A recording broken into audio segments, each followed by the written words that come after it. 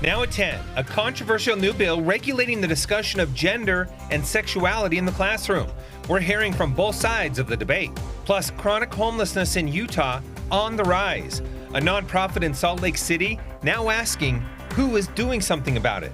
And this is every reporter's absolutely worst nightmare. A 19-year-old man accused of injuring 2 and killing 3 in a series of shootings in Orlando. A former Salt Lake City news photographer among the victims. Live from Utah's first TV station, ABC4 News celebrates 75 years. Welcome to ABC4 News at 10. I'm Glenn Mills. And I'm Emily Flores. We thank you for joining us here tonight. Winter storms continue. You can see these snow flurries. This is in Little Cottonwood Canyon. And snow in southern Utah, Cedar City at Nichols Canyon Road, getting some snow tonight as well.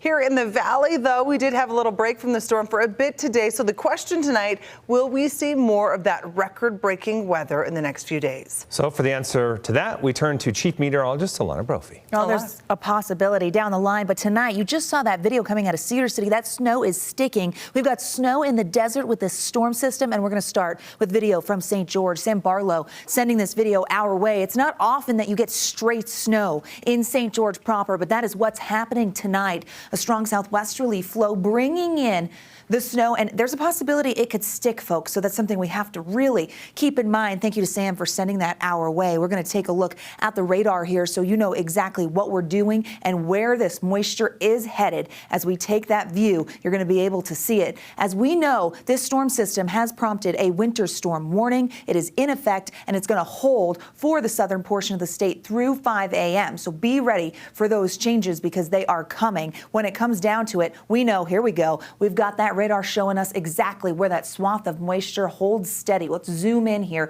so we can get a really good idea of what's going on. And you know, towards Cedar City and St. George, that mixed precipitation on the outskirts of St. George, bringing in that mix of rain and snow. Snow showers all the way up on the I-15 corridor, and that causes an issue. That issue means that we are looking at treacherous travel. Now, in the north, we have seen snow showers today that caused a little bit of an issue with the commute up in Cache Valley, where they picked up some accumulation. This winter storm warning for the southwest desert holds on. Winter weather advisory for the south central portion of the state. We also have a winter weather advisory in northern Utah. I'll show you why it holds on for longer than the south, and what to expect coming out of it. Coming up in my full forecast in just a few moments. Glenn, Emily, over to you.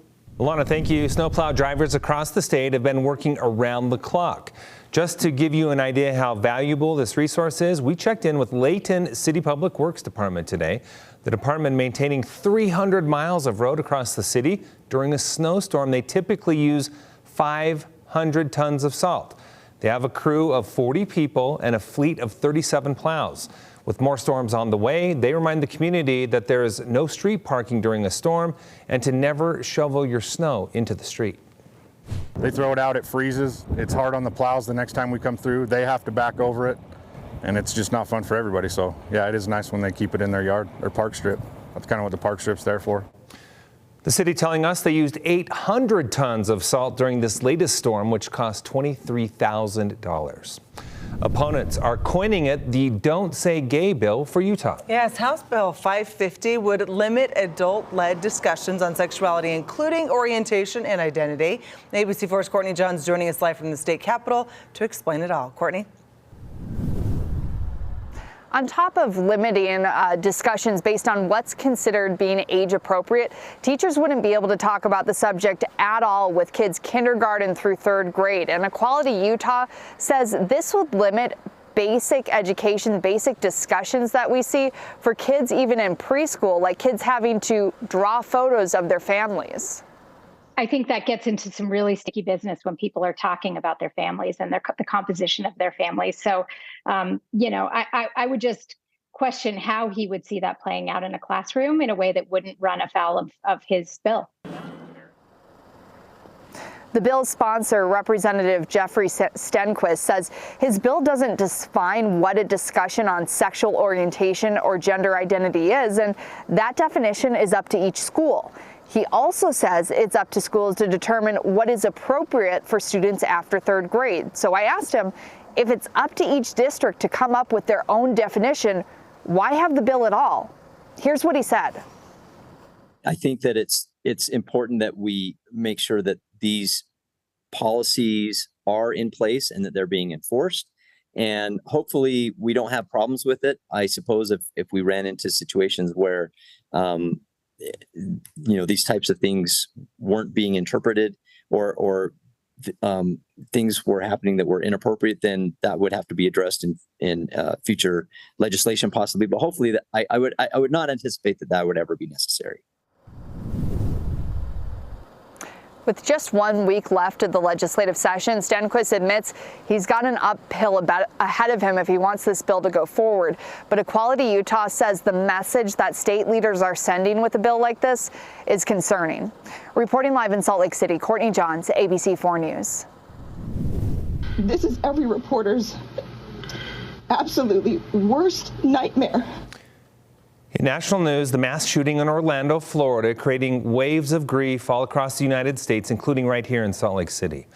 A 19-year-old man accused of injuring 2 people and killing 3. You see him right there in a series of shootings, including former Fox 13 news photographer Jesse Walden, who was left in critical condition. He says he's okay now after surgery. He and a news reporter at the scene reporting on the first shooting becoming victims themselves. The reporter you see there, 24-year-old Dylan Lyons, died. The alleged gunman, Keith Melvin Moses, in custody. Moses is not speaking to us. We're unable to determine a motive. Walden taking to Facebook to update his friends and family after hours of radio silence. This is what he's saying. I lost one of my best friends, Dylan, yesterday. I'm very lucky to be alive. All right, well, chronic homelessness in Utah is on the rise, and tonight a nonprofit in Salt Lake City is asking who is doing something about it. That organization is Engaged Informed Americans. This group meets monthly to discuss critical issues facing our nation and country. Now, we spoke with the director of this program who says their goal is to educate people. The message we are trying to get out to people is education and being informed. We kind of like to say, if you're informed, your opinion matters. Tonight, they focused on the homeless challenge in Utah and spoke to experts in the community about solutions. To get involved in tonight's topic and other upcoming causes, you can visit their website. It's listed right there at the bottom of your screen. The South Salt Lake Animal Shelter asking that you do not leave your animals at the front of the shelter. Why are they doing that? Well, because a dog was left tied up to one of their trees this morning in the freezing cold. They ask that you call them so they can see what they can do to help out you and your pet. Leaving them tied up with no shelter or water is a crime. Shelter also saying if you have any information on this dog that was left outside this morning, to please give them a call. And to see animals that are currently available, visit their website there at the bottom of the screen. Coming up, the Secretary of Transportation visiting the Ohio site of a train derailment today. More on what the administration is doing to respond. And disgraced South Carolina attorney Alex Murdaugh taking the stand in his own defense today in his murder trial. Plus, there's that live view of Cedar City with fresh snow on the ground. And we've got a great picture coming from Sherwood Hills, the Provo bench tonight, which actually want to thank those viewers for watching because we know that we've accumulated good snow and weather watchers are so important to us. We're tracking the snow in the Southwest desert in Utah's most accurate forecast. And what